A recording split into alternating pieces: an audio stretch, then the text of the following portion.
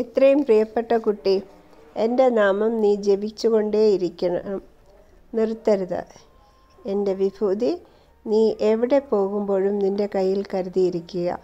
വിഭൂതി നിന്നെ പ്രതികൂല ചിന്തകളിൽ നിന്നും രക്ഷിക്കും.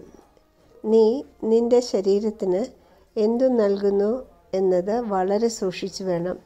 ആരോഗ്യമുള്ള സമീകൃതാഹാരം മാത്രമേ കഴിക്കാവൂ. സായി സച്ചരിതം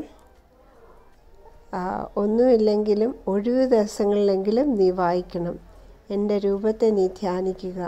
നീ നിൻ്റെ ചുറ്റും നിന്നെ സഹായിക്കാൻ ആയിട്ട് ആളുകൾ നിൽക്കുന്നത് കാണാം. കാലത്തിനനുസരിച്ച് നിൻ്റെ ജീവിത രീതിയിലും മാറ്റങ്ങൾ വരും. നീ ശ്രദ്ധിച്ചു നോക്കുക. നീ പ്രകൃതിയോട് അലിഞ്ഞു നടക്കുമ്പോൾ നിനക്ക് സമാധാനവും സന്തോഷവും ലഭിക്കുന്നു.